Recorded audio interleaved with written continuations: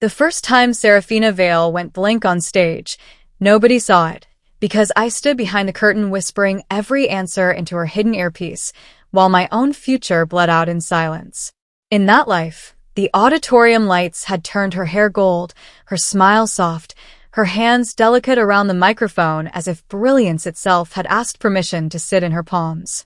The judges called her a rare natural mind. The principal called her the face of our school's academic renaissance. The scholarship board called her the obvious recommendation.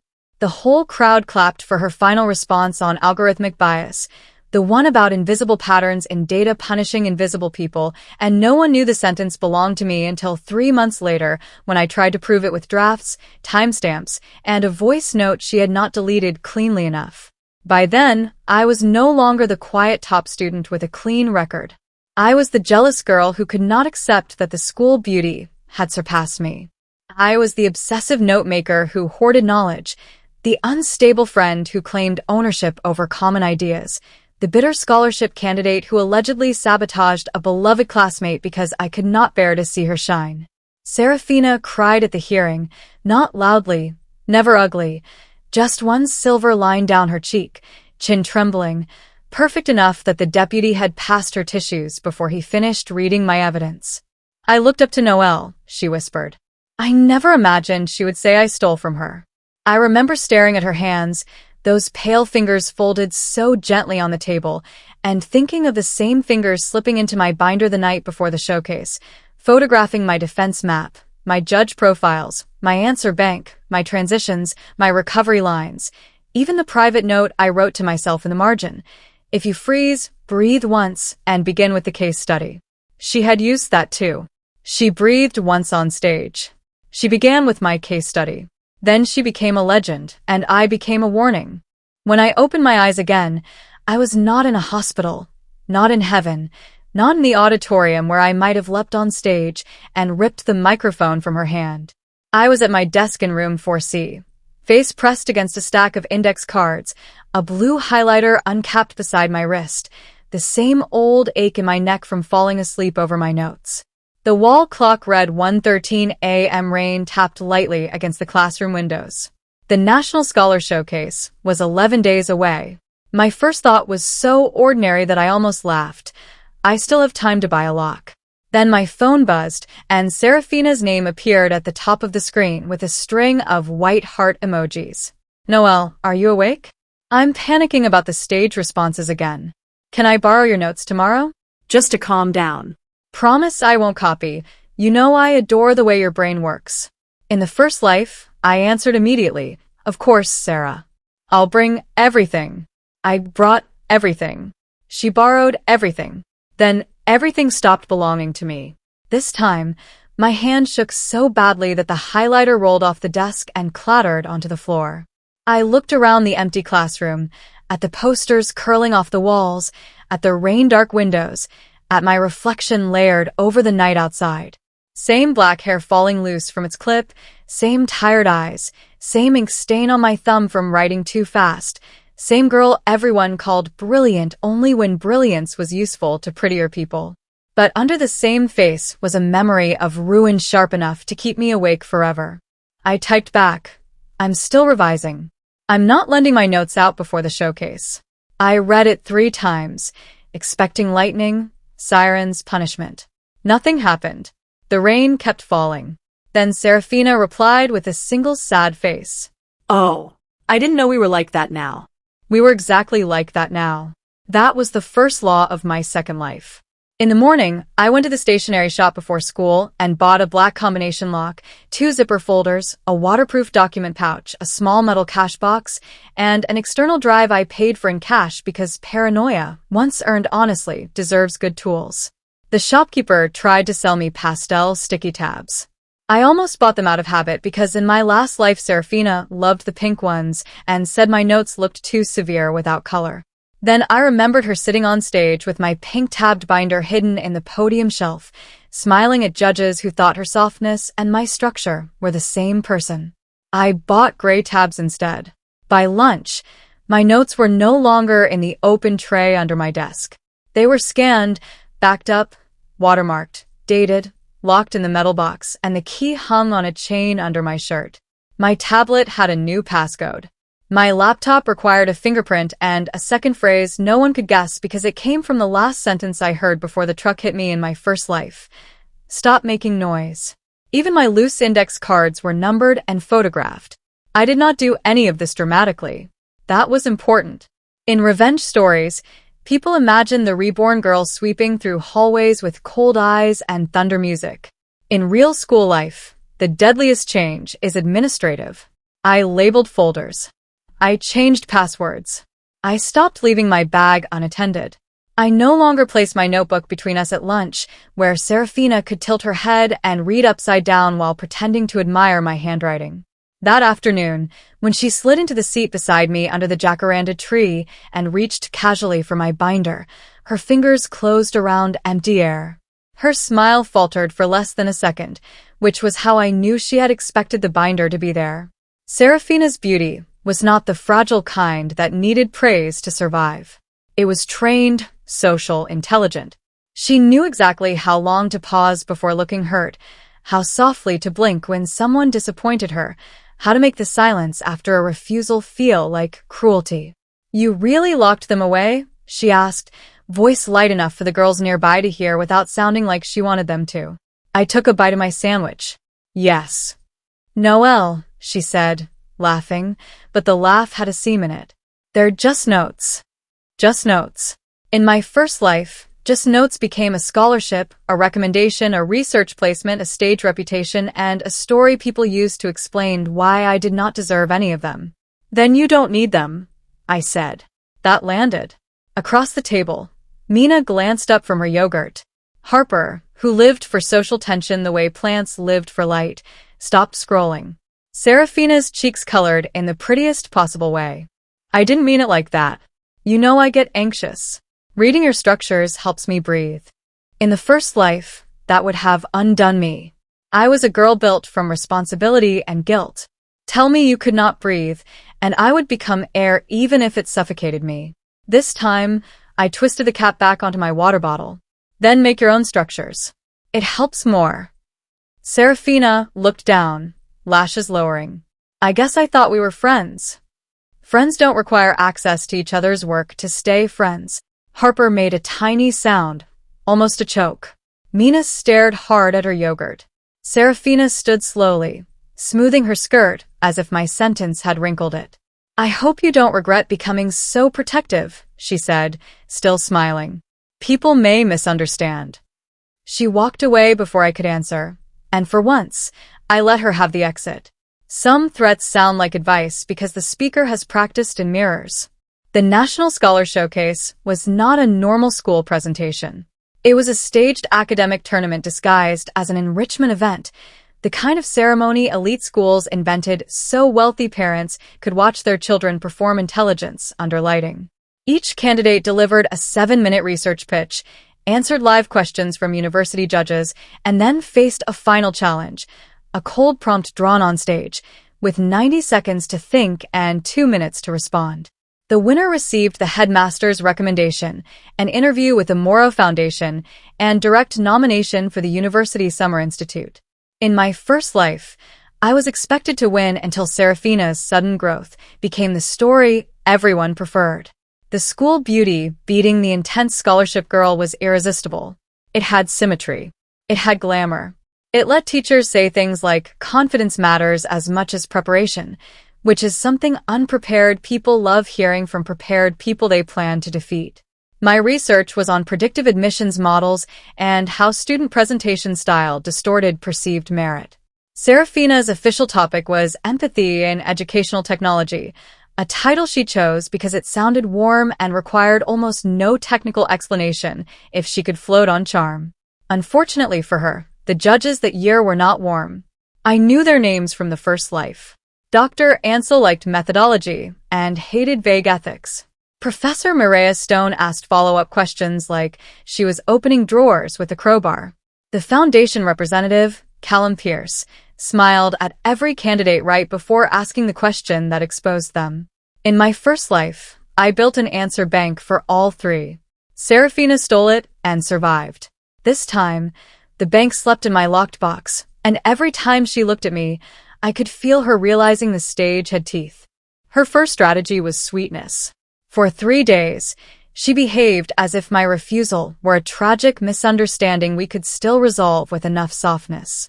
She brought me matcha from the cafe, left a silver pen on my desk, complimented my hair in front of classmates, and told our advisor, Miss Caulfield, that she hoped the showcase would not make competitors forget compassion.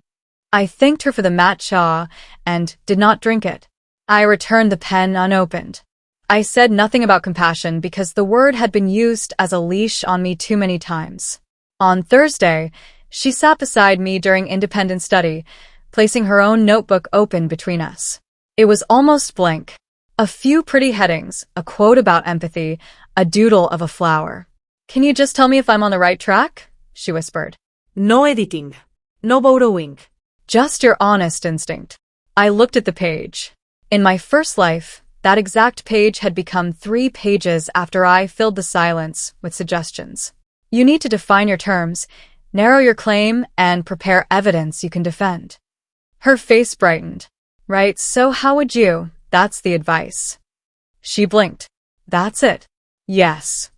But it's so general. Because it's yours to make specific. Her mouth tightened, then curved again when Miss Caulfield passed near our table. "Thank you," she said, loud enough to be heard. "You're always so generous with guidance." In my first life, I would have been relieved she praised me. In this life, I heard the stage direction. If I later accused her of stealing, she would point to moments like this and say I had guided her willingly. So I replied, equally clear, general guidance only. I won't contribute to your script or responses. Ms. Caulfield paused. Seraphina's smile froze. The room went quiet around us, not fully, just enough for the sentence to settle. Documentation I was learning could be spoken. The second strategy was pity. On Friday, Seraphina cried in the practice room. Not publicly at first. She chose 3 witnesses, Mina, Harper, and Leo, the student council photographer who accidentally on purpose captured every emotional moment within 50 meters of popularity. I was in the hallway refilling my water bottle when I heard her through the half-open door. "I don't know what I did," she said, voice breaking like spun sugar. "Noelle used to help me. Now she looks at me like I'm stealing from her just because I admire her notes." Harper murmured something. Mina said, "Maybe she's just stressed." Seraphina sniffed. "I'm stressed too. But I would never lock my work away from a friend like it was treasure." Treasure. I leaned against the hallway wall and felt the old anger rise, but quieter than before. In the first life, this would have sent me rushing in to fix the narrative.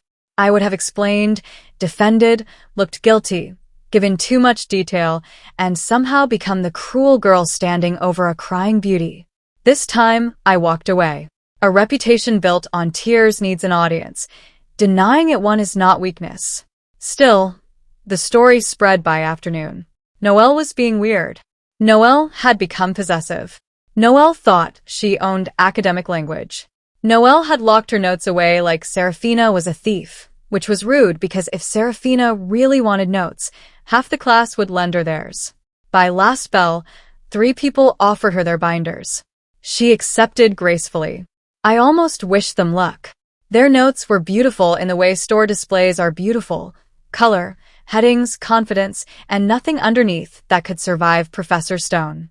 Mine were ugly, dense, ruthless, built from predicted questions and failure branches. Seraphina did not need notes. She needed my fear of every possible collapse. She needed the part of me that had already lived the disaster and mapped the exits. That was the part one kept locked. The third strategy was authority. Monday morning, Ms. Caulfield asked me to stay after seminar.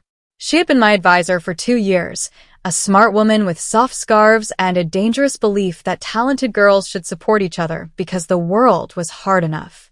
In my first life, she praised my generosity when I shared materials, then described that same generosity as over-involvement when Seraphina needed to distance herself from me. This life, she folded her hands on the desk and sighed.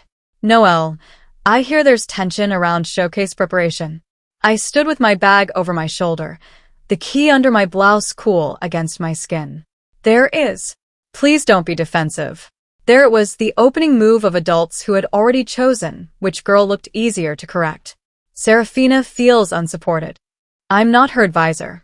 No, but you are her friend, and you have always been a natural academic leader.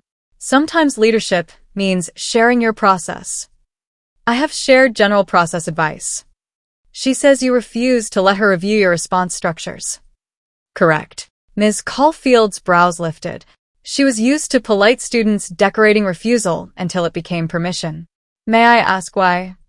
Because they are my original preparation for a competitive event. The showcase is not supposed to be cutthroat. Then it shouldn't have one winner, one recommendation, and one foundation interview. She looked away first. Not fully, just down at her notes. I worry you're isolating yourself. I'm protecting my work. From Serafina? From anyone who might benefit from taking it without credit. The sentence was plain. Ms. Caulfield did not like it.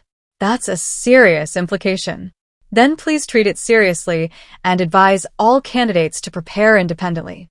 For a moment, her expression sharpened, and I saw how rarely she was challenged by girls with neat uniforms and scholarship files. Then she softened again, choosing disappointment. I hope ambition doesn't make you unkind. In my first life, that sentence would have followed me home. This time, I said, I hope kindness doesn't become a way to redistribute one girl's labor. I left before she could translate my boundary into tone. That should have warned Serafina. It did not. Or maybe it did, and warning made her reckless. 2 nights before the internal rehearsal, someone tried my locker.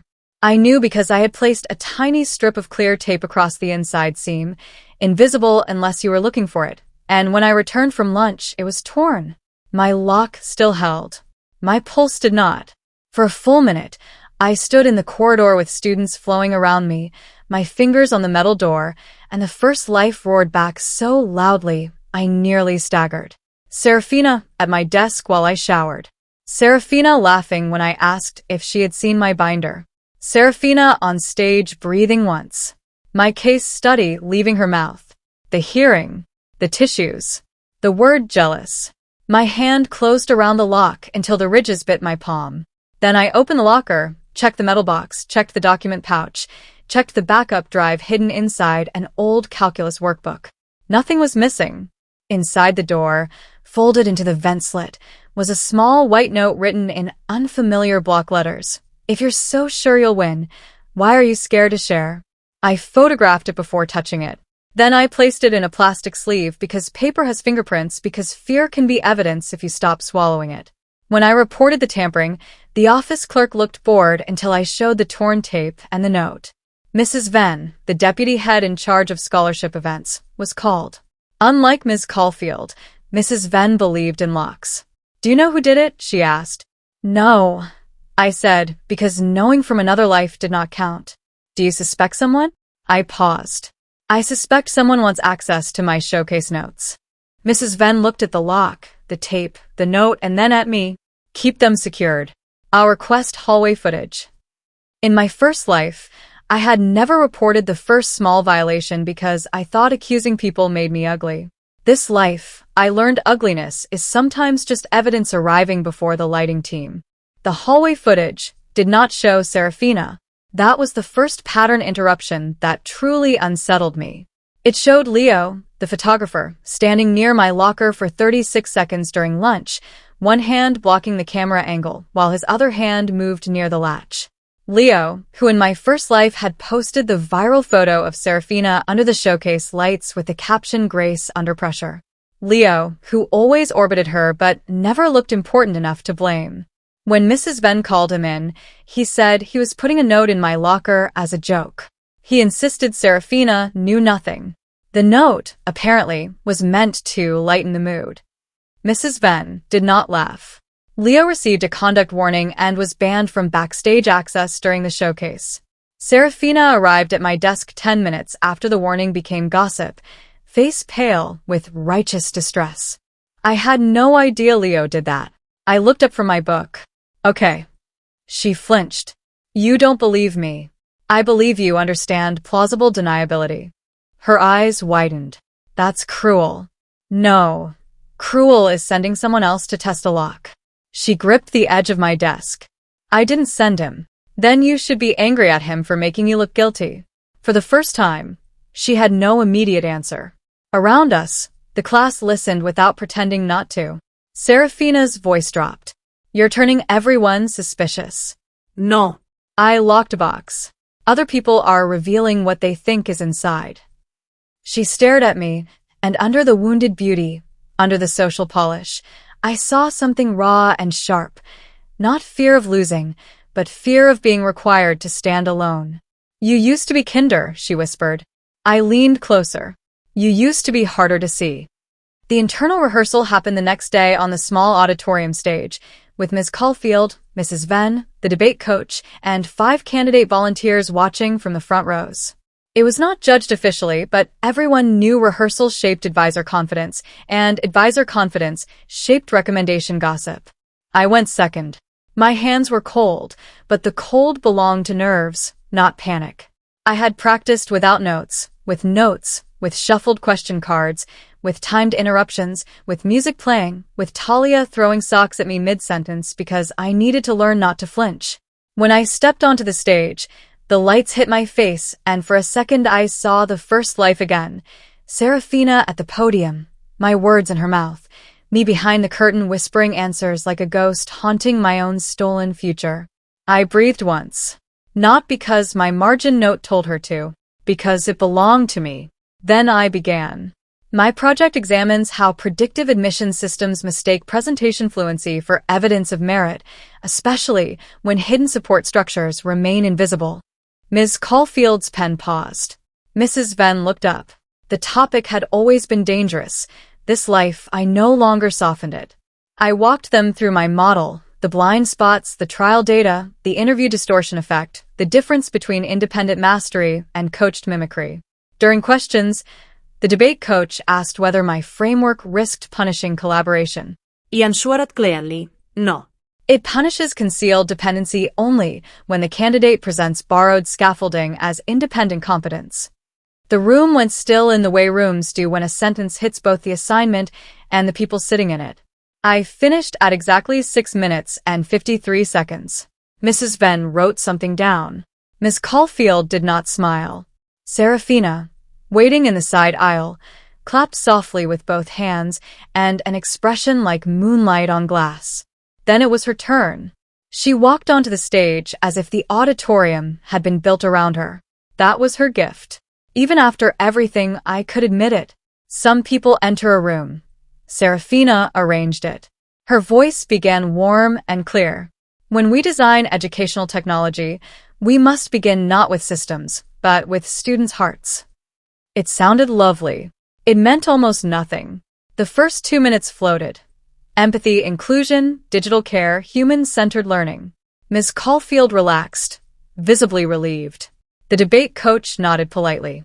Then Mrs. Venn asked the first question. What evidence did you use to distinguish measurable educational harm from general discomfort? Serafina smiled. That's such an important question. I think discomfort itself can be a form of harm when students feel unseen.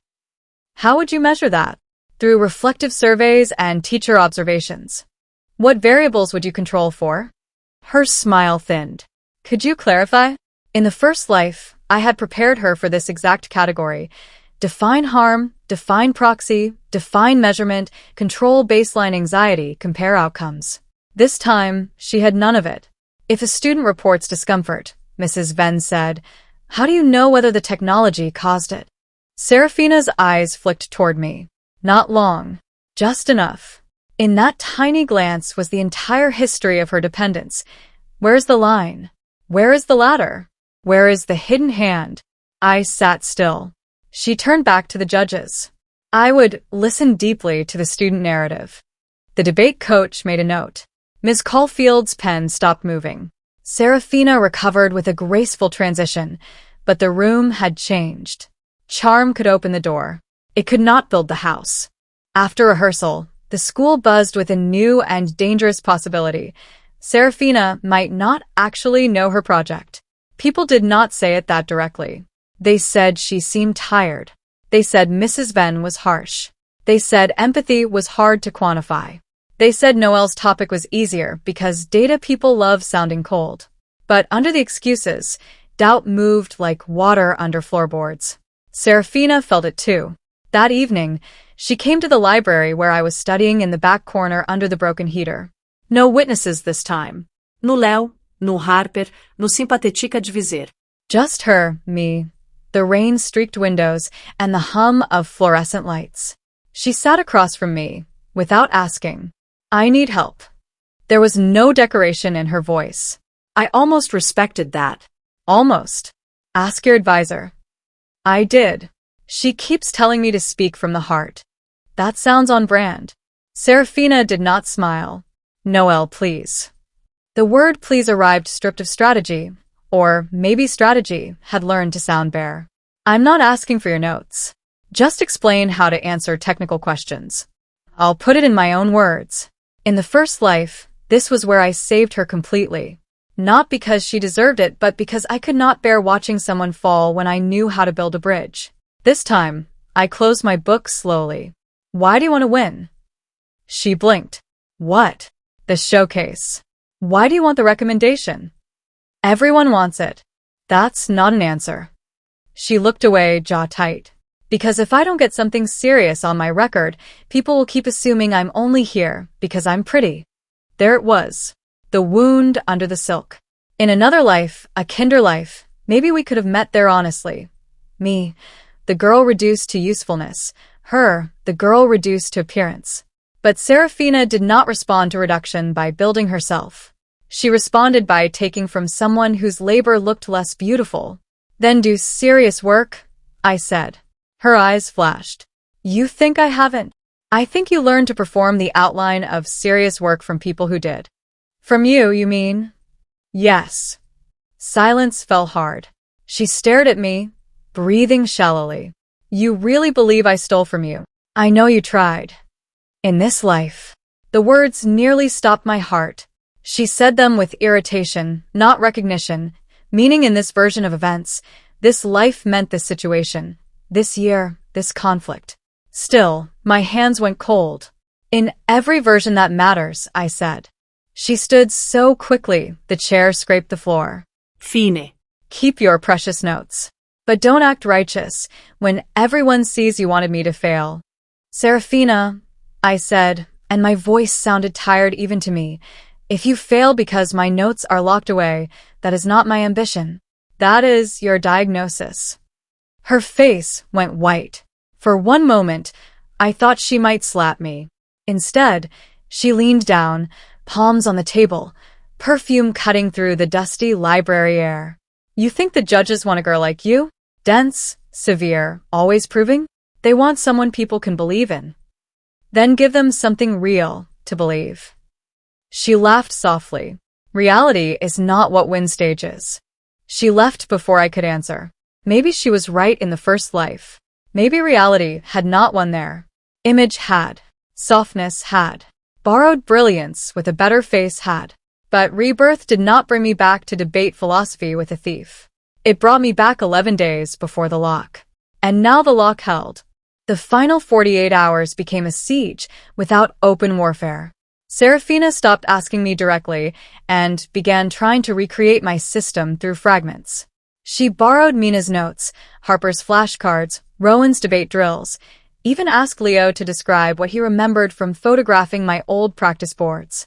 She searched my public essay submissions, watched recordings of my debate rounds, and apparently asked an AI tool to generate Noel-style academic answers, which produced sentences so stiff even Ms. Caulfield told her not to use them. I knew because people told me things when gossip made them feel informative instead of complicit. I kept working. I finalized my slides, practiced with blank screens, practiced without my opening line, practiced answering the same question 6 ways so no single phrasing could trap me.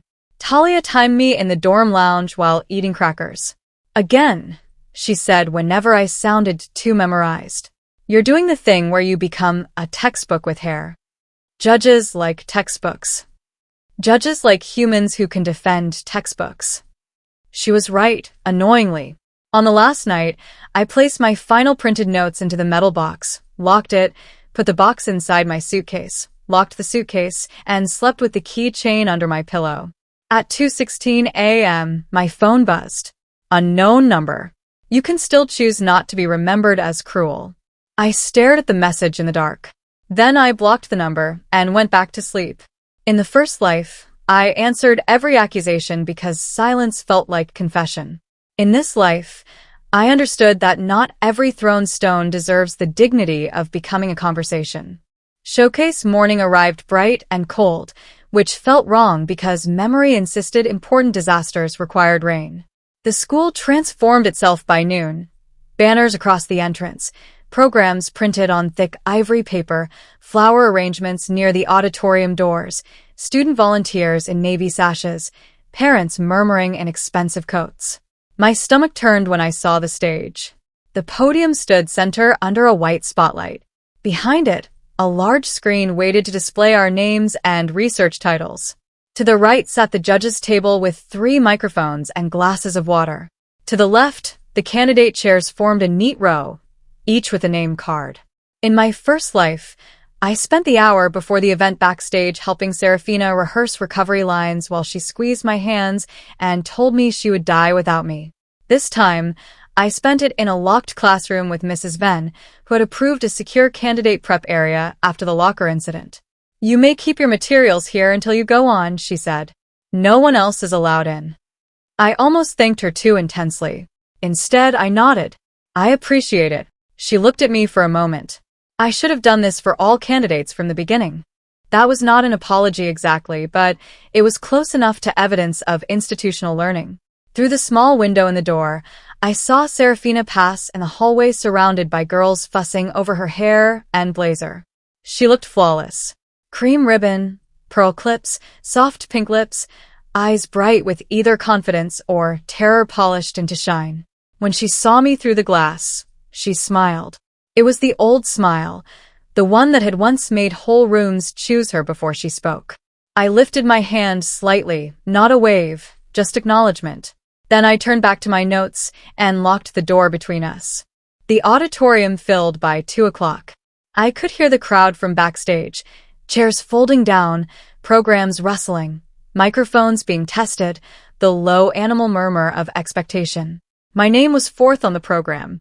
Serafina was last before the final challenge because Ms. Caulfield had argued her topic would end the first round on a human note. In my first life, that placement made her shine. She watched everyone else, stole emotional temperature from the room, and closed with my strongest structure disguised as compassion. This time, I welcomed the delay. The longer she sat without my notes, the louder the blank spaces would become. The first candidate, Ethan, spoke on water purification membranes and survived one brutal question by admitting a limitation clearly. The judges liked that. The second, Priya, presented on historical memory and digital archives, nervous but deeply grounded. The third, Marcus, stumbled over his statistics and recovered with a joke that made Professor Stone smile despite herself. Then my name filled the screen. Noelle Arden, hidden scaffolds, presentation fluency, and false signals of merit in predictive admissions. My legs felt hollow when I stood. Talia, sitting 3 rows from the back, gave me 2 thumbs up with such aggressive confidence that I almost laughed. Serafina sat in the candidate row, hands folded, face serene. For 1 second, I saw her from the first life under the lights, winning with my words. The memory cut through me. Then I touched the key under my collar, felt the small hard proof of locked ownership, and walked to the podium. The lights were hotter than I remembered. They erased the audience and left only the judges clear enough to hurt. Dr. Ansel leaned back with his pen ready. Professor Stone watched without blinking. Callum Pierce smiled like he already knew where the weak beam was. I placed my hands on the podium, not gripping, just grounding. Good afternoon. My project begins with a problem schools rarely measure because they often benefit from misunderstanding it. We reward confident performance as if it always reflects independent understanding, but in competitive environments, fluency can be borrowed, coached, or extracted from hidden support. A murmur shifted in the auditorium. I continued. I showed my data from mock interviews, where evaluators consistently overrated students who used polished transition phrases even when their underlying reasoning was shallow. I explained how hidden scaffolds, private tutoring, uncredited peer labor, family coaching, memorized answer banks, could create false signals in recommendation systems. I did not mention Serafina. I did not need to. The topic was bigger than her and sharper because of it. During questions, Dr. Ansel asked how my model distinguished legitimate preparation from unethical dependency. Consent, transparency, and transfer, I said. If support is ethical, the candidate can identify who helped, explain how the help changed their own understanding, and defend the concept when the scaffold is removed. If the performance collapses when the scaffold disappears, the system was not measuring mastery. It was measuring access. Professor Stone asked whether my own preparation could be considered over-scaffold because I used extensive notes. I almost smiled. Notes are not the issue. Ownership is. I can show version history for my materials, but more importantly, I can answer without them. Callum Pierce leaned forward. Then answer this without them. What is the moral risk of rewarding unearned fluency? I looked at him, breathed once, and said, it teaches institutions to confuse elegance with truth and teaches students to seek the appearance of mastery before the burden of it. Over time, the people best at borrowing polish outrank the people building substance, and the system calls the result merit. Silence. Then Dr. Ansel wrote something down. Not small. A full line. When I left the podium, the applause was not wild. It was better. Thoughtful, sustained, the sound of adults taking notes while clapping. I returned to my seat, and Serafina did not look at me. Her eyes stayed on the stage. Her fingers pressed together so tightly the knuckles paled. 2 more candidates presented. I barely heard them. My body was still on stage, finishing sentences, checking whether I had left anything vulnerable. Then the host announced Serafina. The room changed before she moved. That was her power, still. People leaned forward. Parents smiled. Students lifted phones until volunteers reminded them recording was restricted. Her name appeared on the screen in elegant type, Serafina Vale, designing empathy into educational technology. She rose like a swan from dark water. Every step to the podium looked effortless. For the first 30 seconds, I understood exactly why people underestimated the danger. She was luminous. Her opening line floated perfectly. A system can teach content, but only a human-centered system can make a student feel worthy of learning. The audience softened. Ms. Caulfield's face relaxed with relief. Serafina moved through her first slide, then her second, speaking of belonging, feedback, digital care, and emotional safety. It sounded beautiful. It sounded rehearsed. It sounded like a hallway filled with flowers painted over a locked door. Then her third slide appeared, measuring empathy outcomes. The words hung behind her. She looked at them. Her lips parted. The pause lasted 1 second too long. A prepared speaker can pause. A masterful speaker can pause and make the room lean in. Serafina's pause did neither. It widened. Her eyes flicked once toward the candidate row, toward me, then away. To measure empathy, she began, then stopped. She smiled. The smile asked the audience to wait. The audience obeyed because beauty has credit. To measure empathy outcomes, we must first, another pause. Her hand tightened on the clicker.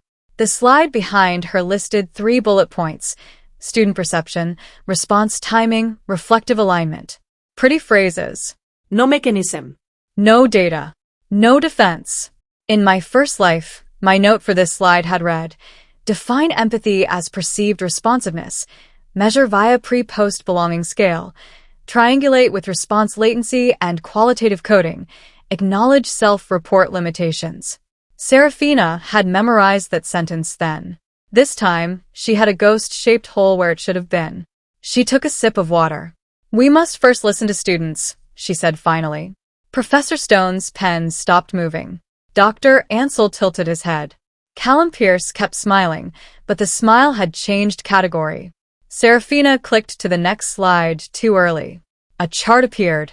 I recognized the template from an online tool, axes labeled care score and engagement. No sample size. No method. No source. Somewhere behind me, a parent whispered, "Is that her data?" The stage lights did not forgive her. They showed everything: the tiny shine of sweat near her hairline, the forced steadiness of her shoulders, the moment she realized charm could not answer a methodological question before one had even been asked.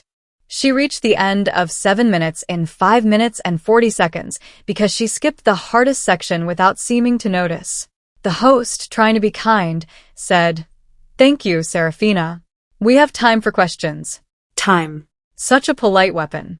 Dr. Ansel began. "Can you explain how your care score was calculated?" Serafina nodded too quickly. "Of course. The care score reflects the degree to which students felt supported by the technology." How many students were surveyed? It was a pilot framework rather than a full survey. So no students were surveyed?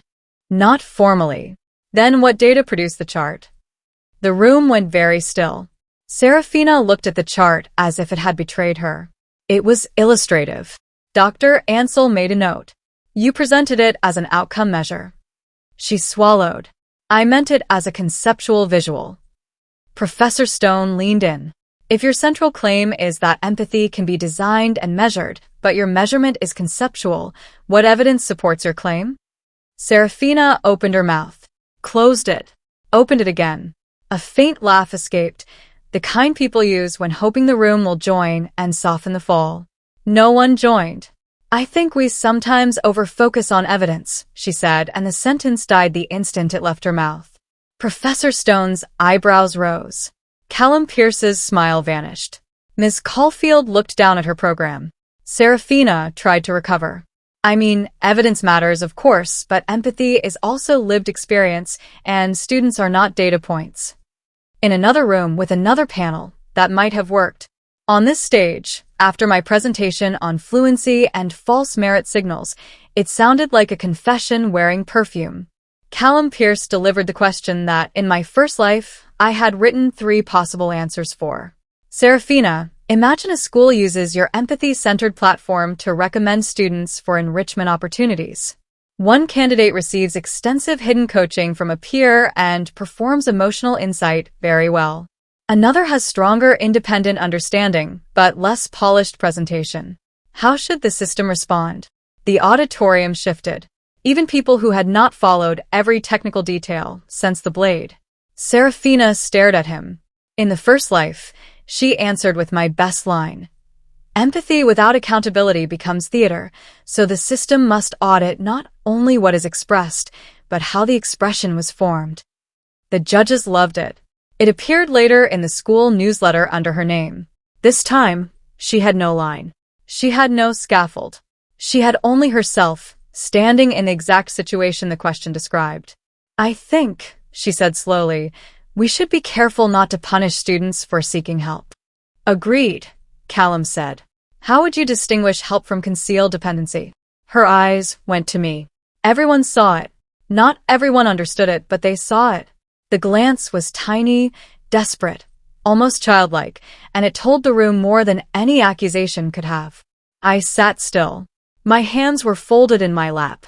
My notes were locked in a classroom across the hall. Serafina looked back at Callum. We would ask reflective questions, such as questions about process. What if the candidate cannot answer them? The silence after that question stretched so long I heard someone shift in the balcony. Serafina's lips trembled. Her voice, when it came, was smaller. "Then maybe the system should offer support." Professor Stone said, not unkindly, "Support after selection does not solve false selection." Serafina nodded as if she understood. She did not respond. She had blanked out completely. Alone. There are different kinds of public failure. Some explode, some leak. Serafina's did both. She did not faint or run off stage. That would have given everyone a clean story. Poor girl, overwhelmed by pressure.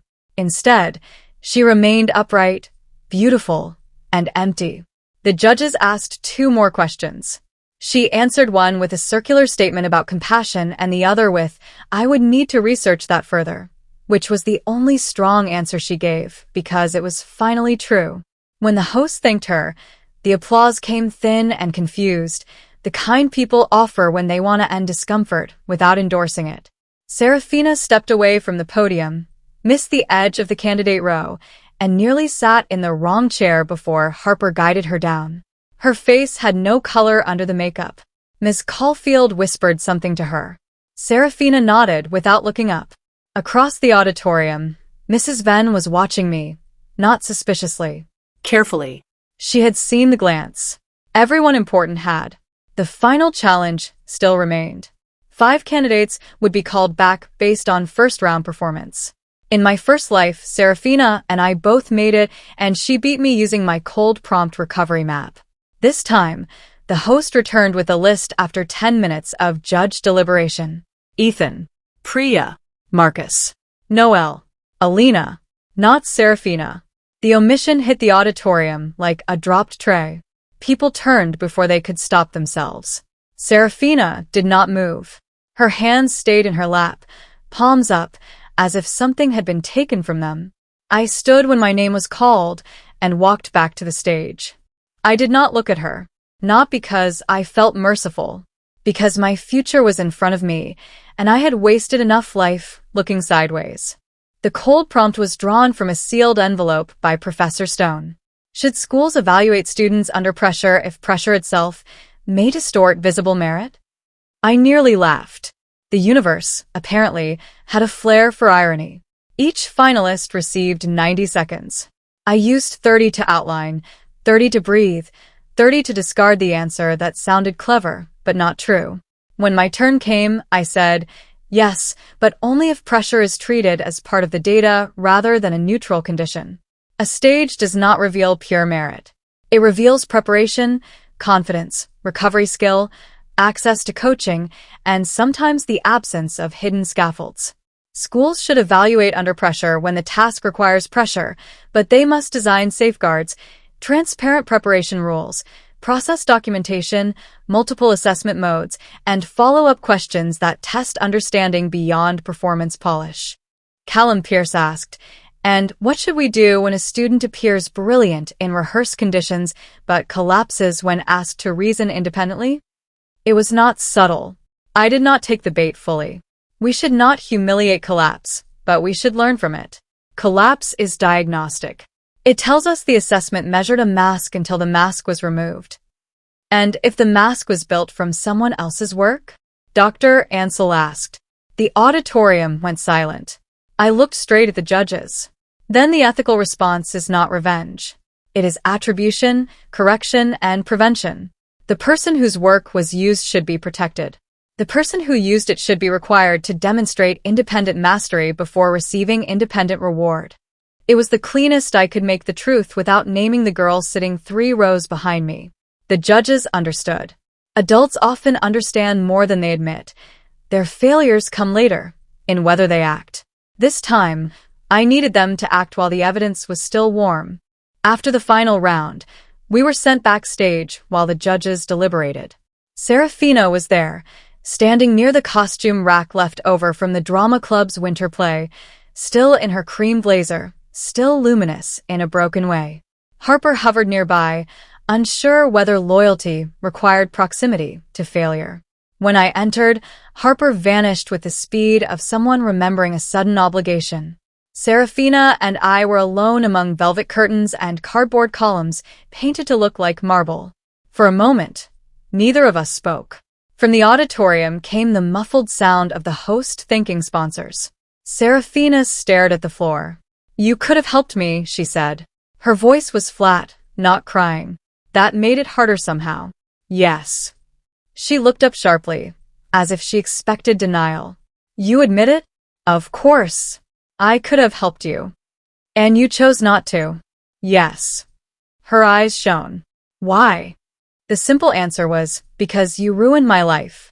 But that belonged to another timeline and would sound insane here. The truer answer was more useful. Because help that becomes entitlement stops being help. Because you didn't want to learn from me. You wanted to sound like me at the right moments and remain Serafina Vale when applause came. She flinched. That's not fair. It is exactly fair. You don't know what it's like to stand on stage and have everyone expect beauty before intelligence. If I stumble, people decide I was never smart. If you stumble, they call you intense but brilliant. I almost laughed at the symmetry of our wounds. And your solution was to take the brilliance from me because you thought I could survive being called intense? Her mouth trembled. I didn't take anything. The denial was weaker now. Habit, not conviction. I stepped closer. Then why did you look at me when Callum asked about concealed dependency? Her face crumpled for 1 second before she rebuilt it. I was scared. I know. That should matter. It does. It explains you. It doesn't excuse you.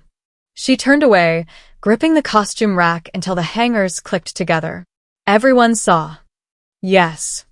The words sat between us, merciless and clean. The winners were announced 20 minutes later.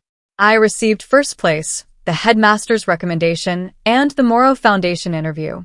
Priya received second. Ethan received methodology commendation. Serafina received polite applause when all candidates were thanked, which was worse than silence because it proved the room remembered she existed and had chosen not to celebrate.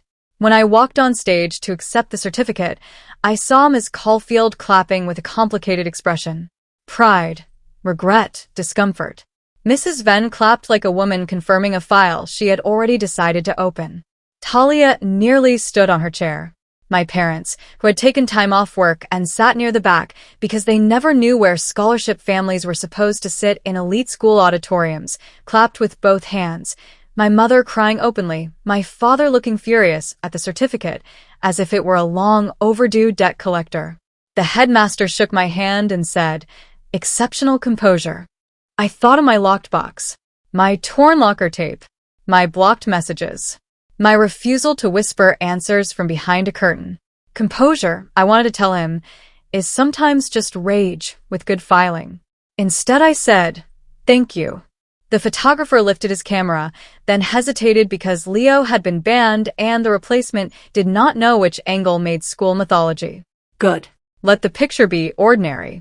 Let me look like a girl holding what she earned, not a symbol polished for someone else's story. The collapse after the collapse happened the next morning because stage failure is public, but accountability requires paperwork. Mrs. Venn called me to her office before homeroom. Ms. Caulfield was already there, along with the academic integrity coordinator and, to my surprise, Serafina. She sat very straight, eyes swollen but dry. On the desk lay a printed copy of the locker incident report, the note, Leo's statement, and screenshots of anonymous messages sent to me. My stomach tightened. "Noelle," Mrs. Venn said, "we are reviewing possible improper attempts to access candidate materials. You are not accused of wrongdoing. We need your statement." Serafina's head bowed almost imperceptibly. In my first life, I had been the one sitting in the accused chair, while she looked wounded. The reversal should have been delicious. It was not. It was heavy. I gave my statement. The first request for notes, the refusal, the lunch conversation, Ms. Caulfield's meeting, the locker tampering, Leo, the unknown number message, the stage glance. I kept my voice factual. Facts again. My second life religion. The coordinator asked if I had evidence that Serafina instructed Leo. I said no. Serafina's shoulders loosened slightly. Then Mrs. Venn turned to her. "Serafina, Leo has revised his statement." The room changed. Serafina went still. Mrs. Venn continued. "He says he acted after you told him Noelle's notes would prove whether she was being selfish or hiding something. He says you did not explicitly ask him to open the locker, but you encouraged him to find out what material she had." Serafina whispered, "That's not the same as telling him to break in." Mrs. Venn's voice cooled. No. "It is not the same. It is still serious." Ms. Caulfield closed her eyes. I looked at Serafina and saw the calculation drain out of her. Not because she felt sorry yet, because the distinction she planned to live inside had become too narrow to breathe. The integrity review did not expel her. Real consequences rarely satisfy crowds. She received a formal conduct mark, removal from recommendation consideration for the year, mandatory project remediation, and a restriction from representing the school at external academic events until she completed an authorship and research ethics module. Leo received a harsher penalty because he physically tampered with the locker. Ms. Caulfield received no official discipline, but after Mrs. Venn reviewed the situation, all advisors were instructed not to pressure students into sharing competitive materials. That memo mattered more than any apology. Systems change in boring documents.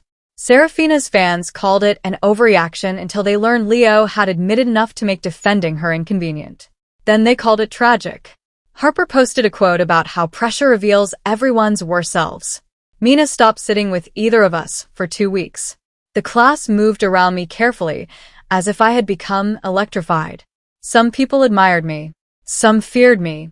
Some blamed me for not preventing Serafina's humiliation by giving her just enough help. That phrase followed me down the hallway one afternoon and almost made me laugh. Just enough. They meant enough for her to pass. Enough for the school beauty not to suffer. Enough for everyone to keep believing merit and charm had naturally embraced on stage. No one ever defined how much of myself counted as just enough to donate. So I gave nothing more. Serafina avoided me for 9 days. On the 10th, she found me in the archive room, where I was helping Priya scan old debate records for a research project. Priya saw her at the door, looked at me, and silently lifted a stack of folders. "I'll take these to the scanner," she said, leaving with the tact of someone who deserved every future good thing. Serafina stepped inside. She looked different without the cream ribbon, without the pearl clips, without the small army of girls adjusting the edges of her image. Her hair was tied back plainly. Her face was bare. She still looked beautiful, which seemed almost unfair, but less untouchable. "I finished the first ethics module," she said. "Congratulations." The word came out neutral. She accepted that. "It asks you to list every person who materially shaped your work." I waited. She looked at the shelves, at the dust, at anything but me. My list was longer than I wanted. Most honest lists are. A faint, pained smile. "You were on it." My hands tightened around the folder I held. "For this year? For last year's debate season? For the tech essay? For the showcase preparation I tried to reconstruct from memory? She stopped. For more than I admitted to myself. There was an apology near us, not spoken yet, moving like a shadow under the door. I did not reach for it. "Why are you telling me?" "Because the module says acknowledgement without disclosure is still self-protection." That sounded like institutional language, but sometimes people need borrowed language before they can speak truth. She finally looked at me. "I used you. Not always deliberately at first. But I liked how people looked at me when your structures came out of my mouth. And then I started needing it." The archive room hummed. Dust floated in the light between us. In my first life, I dreamed of this confession, so often it became a kind of poison. Now that it stood here, small and late and imperfect, I did not know where to put it. "Thank you for saying it," I said. Her eyes reddened. "Do you forgive me?" There it was. The question people ask when guilt becomes uncomfortable and they want the injured person to carry one final thing. "No," I said gently. She inhaled. "Not yet. I'm not making a schedule for it." Pain crossed her face, but she nodded. That was something. I deserved that. Probably. But deserving pain and changing are separate. She wiped one tear quickly, without performance. "I'm trying." I believed her maybe 10%. 10% was not nothing. It was also not access. The Morrow Foundation interview took place 2 weeks later in a glass office downtown with a view of the river and a table so polished I could see my hands reflected in it. Callum Pierce was on the panel again, along with 2 women I had only read about online. In the first life, Serafina sat in that office wearing pale blue and told them about empathy, resilience, and how crisis reveals leadership. I knew because the school newsletter described it in loving detail. This life, I sat there in a black blazer with my own project binder, version histories printed in the appendix because I had become the kind of girl who brought appendices to destiny. Callum asked, "Your showcase answer mentioned protecting the person whose work was used." How would you design that protection institutionally rather than personally? I almost smiled. That was the real question. Not how to defeat Serafina. How to stop needing rebirth to survive her. I spoke about authorship logs, independent oral defenses, process interviews, secure preparation spaces, advisor training, and the danger of framing boundaries as selfishness. One panelist asked, "This seems personal. Can you work on it without becoming punitive?" I thought carefully. Personal does not mean punitive. It means I know where the harm hides. The goal is not to assume everyone is stealing. The goal is to make ethical collaboration visible enough that stealing cannot dress itself as friendship. Callum wrote that down. At the end, they asked if I had any questions. In my first life, I would have asked what kind of candidate they wanted and tried to become her. This time, I asked, how does the foundation credit student labor when projects evolve through mentorship? One of the women smiled. Good. You're already auditing us. I received the offer 3 days later. Success changed how people spoke to me, which taught me something ugly about respect. The same classmates who called my locked notes dramatic now praised my discipline. The same teachers who worried I was isolating myself now called me focused. Ms. Caulfield invited me to mentor younger candidates, and when I asked whether that included sharing my actual preparation materials, she flushed and said, "No, of course not, just general guidance." Good. Learning had occurred. I agreed to one workshop under strict conditions. No personal notes, no answer banks, no private coaching disguised as friendship. I titled it Building Your Own Scaffold. Talia said the title sounded like a construction safety seminar. I said that was the point. On the day of the workshop, 20 younger students arrived with notebooks, nervous faces, and the hungry look of people hoping for a shortcut. I disappointed them immediately. I won't give you winning lines, I said. If a line can be given to you, it can be taken from someone else. I'll teach you how to build answers that survive follow-up questions. We practiced turning vague claims into defensible arguments. We practiced saying, "I don't know," without collapsing. We practiced identifying who helped us and how. A first year asked, "What if someone better than you offers their notes?" I paused. Ask what they are offering. A concept explanation? Good. A full script? Dangerous. A structure you understand and adapt with credit? Maybe. A mask you wear on stage? Never. The girl wrote that down. I hoped she remembered. I hoped she never needed a second life to learn it. Serafina did not attend the workshop. I noticed, then told myself not to notice.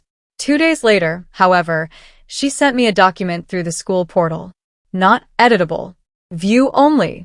Titled, Revised Project Statement, Authorship Reflection. I almost deleted it unread. Then I opened it because curiosity is not forgiveness, but it is human. The statement was uneven. Less beautiful than her old writing. More awkward. More real. She defined empathy badly in the first paragraph, corrected herself in the second, admitted her previous project had relied on aesthetic language without measurable support, and wrote one sentence that made me sit still for a long time. I confused being understood by an audience with understanding the work myself. She named Ms. Caulfield's guidance, Harper's peer feedback, Leo's visual materials, and my influence on her thinking about structure. She did not overpraise me. She did not ask me to reply. At the bottom, in a separate note, she wrote, "I won't send anything again unless you ask. I only wanted you to know I put your name where it belonged." I closed the document and looked out the library window. The jacaranda tree had begun dropping purple flowers over the courtyard. In the first life, Serafina never credited me until there was nothing left to gain by telling the truth. In this life, she credited me when it cost her pride and gained her nothing immediate. That did not erase the stage, the locker, the note, the hearing in another life she did not remember. But it altered the shape of the present. A person can be unsafe and still move 1 inch toward honesty. The inch does not require you to step closer. It only requires you to see it accurately. At the end of term, the school held the awards assembly. It was smaller than the showcase, but somehow more emotionally dangerous because school assemblies turned social verdicts into seating charts. I sat in the second row with Priya and Ethan.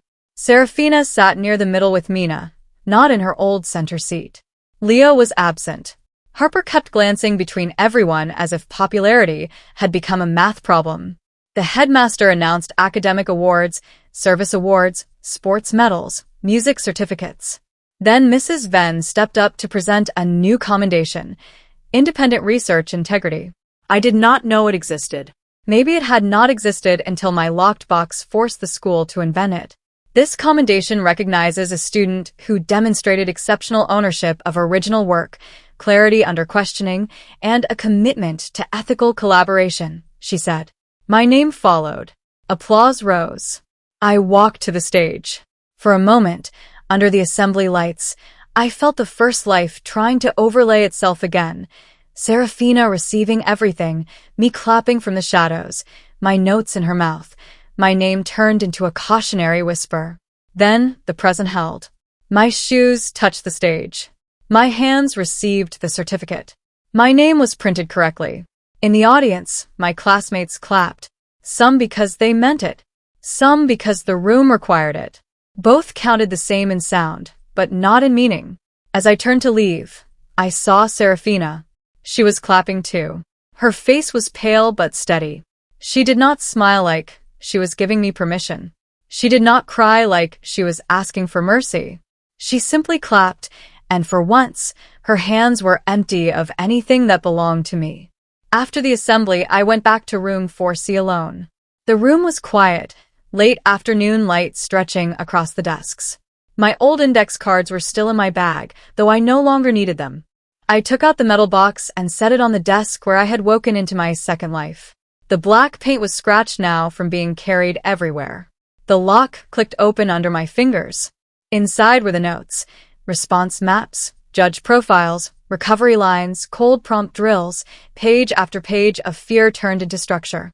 For weeks, I had thought of them as treasure, because everyone else acted like hiding them made me selfish. Looking at them now, I saw something else. They were not treasure. They were tools. Tools I had made because I was afraid, because I was careful, because I had been hurt, because I wanted a future badly enough to prepare for every question that might stand between me and the door. In my first life, Serafina stole the tools and convinced everyone the house built itself around her. In this life, I kept them locked away until I could stand on my own foundation. That was the difference. Not that she fell. Not that I won.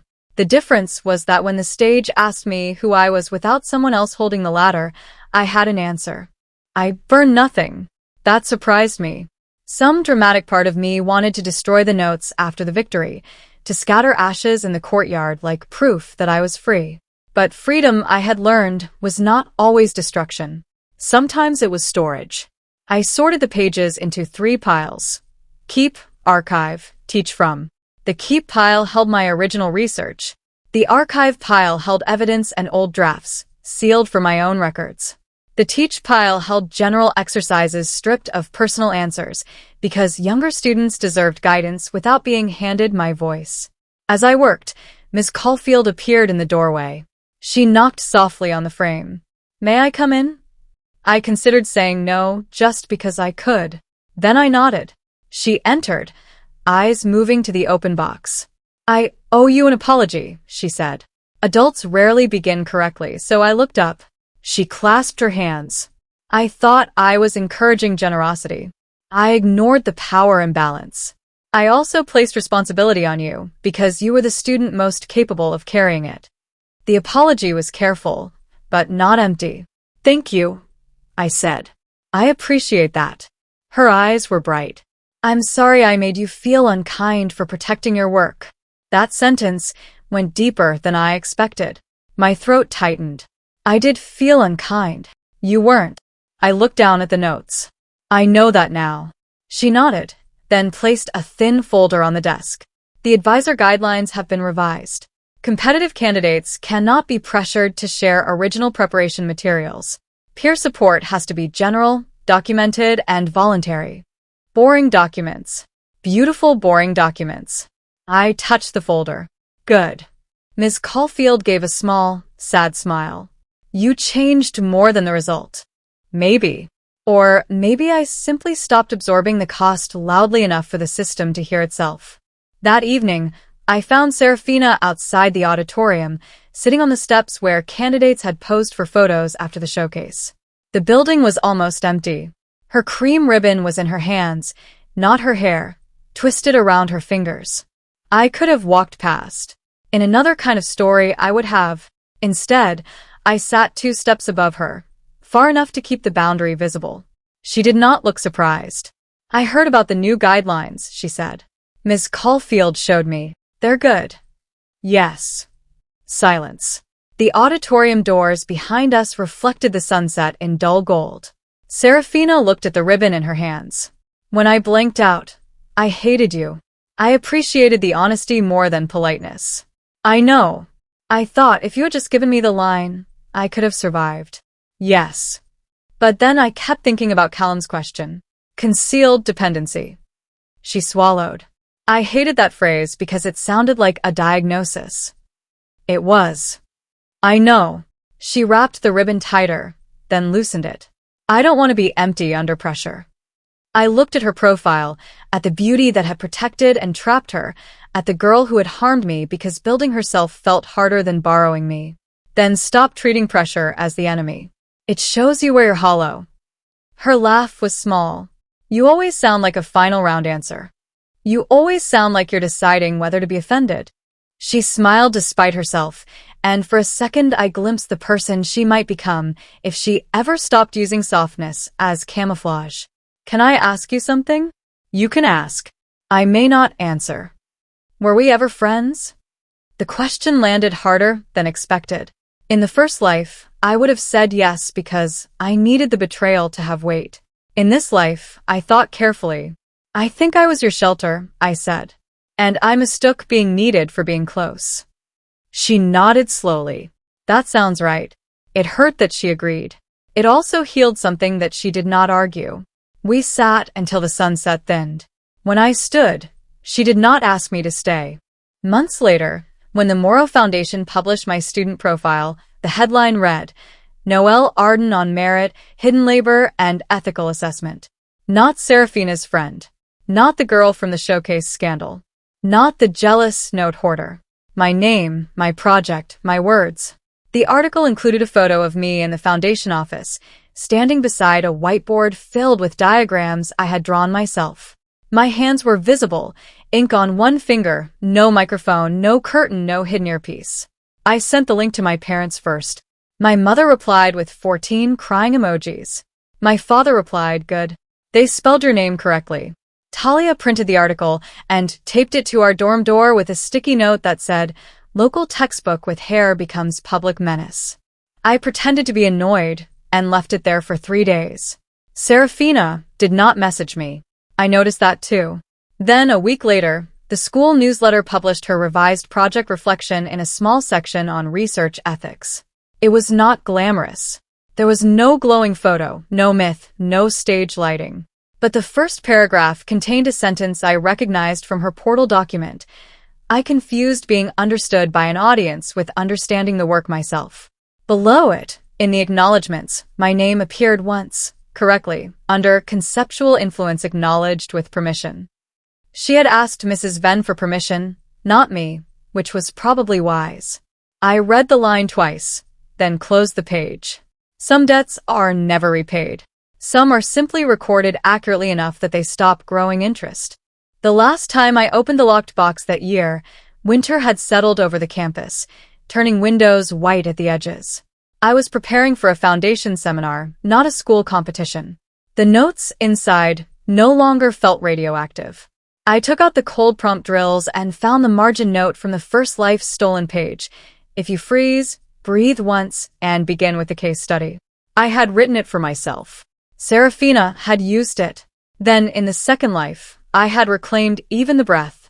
I tore that single note from the page, not violently, just carefully, and placed it in my journal.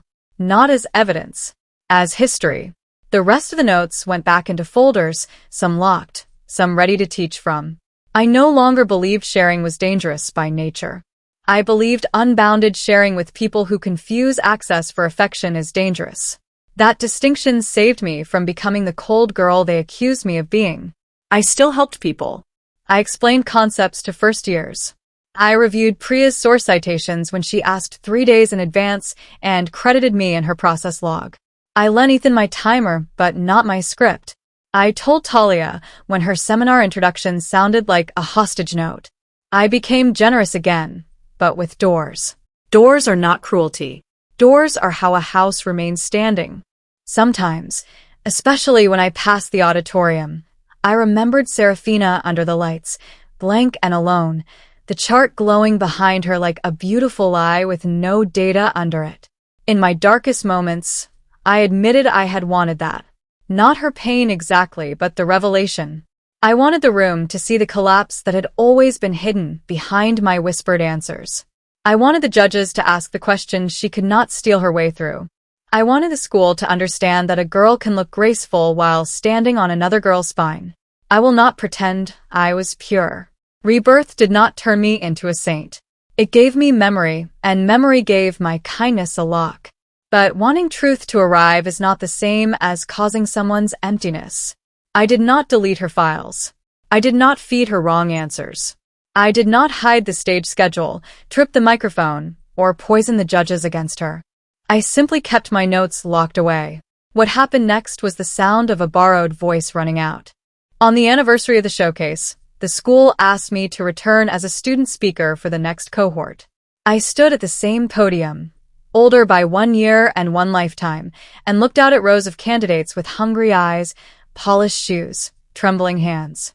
Somewhere in the 3rd row sat a girl who reminded me of myself. Dark hair, serious face, binder hugged to her chest, as if it contained both future and proof. Somewhere else, I was sure, sat a girl like Serafina. Beautiful, afraid, praised too often for ease, tempted to borrow substance from someone less protected. I did not tell them my story in full. Stories become gossip too quickly in schools. Instead, I said, your preparation is not selfish. Your work is not public property because someone else feels anxious. Collaboration should strengthen understanding, not replace it. If you cannot answer without a borrowed script, you are not ready for the stage. If someone refuses to give you their script, they have not harmed you. They have told you where your own work must begin. The serious girl in the 3rd row wrote quickly. The beautiful girl near the aisle looked down. Maybe I imagined that. Maybe not. I finished with a line I wish someone had given me before I needed death to learn it. Do not confuse being needed with being valued. And do not confuse being locked out of someone else's notes with being denied your future. The applause came slowly, thoughtfully. I stepped down from the podium and felt no ghost behind the curtain. That night, back in my room, I placed the key to the metal box on my desk instead of under my pillow. I still locked the box. I was not foolish, but I no longer slept like the whole world was reaching for the latch. Outside, winter rain moved softly across the glass. My phone buzzed once. A message from Serafina, the first in months. I heard your speech was good. I'm presenting a revised project next term. My own this time. I'm terrified. I stared at it for a long while. The old Noelle would have replied with comfort, then advice, then structure, then a full safety net woven before midnight. The cruel Noelle everyone imagined would have ignored it with satisfaction. I was neither. I typed good. Terror means you know the stage is real. Build something that can stand without me. I hesitated, then added, good luck. Her reply came a minute later. Thank you. I won't ask for your notes. I smiled, small and tired and free. Then I turned off the phone, checked that my own seminar materials were backed up, switched off the lamp, and lay down in the dark. In the silence, I could almost hear the auditorium from 2 lives ago. Applause for the wrong girl, my voice hidden behind a curtain, a future collapsing without witnesses. Then I heard another sound layered over it, a lock clicking shut, a microphone waiting, my own breath before my own first line. That was the sound I chose to keep. Not Serafina blanking out. Not the crowd turning. Not the punishment. The lock. The breath. The moment I finally understood that my mind was not a backstage service entrance for someone else's spotlight. It was a room with a door, and I had every right to hold the key.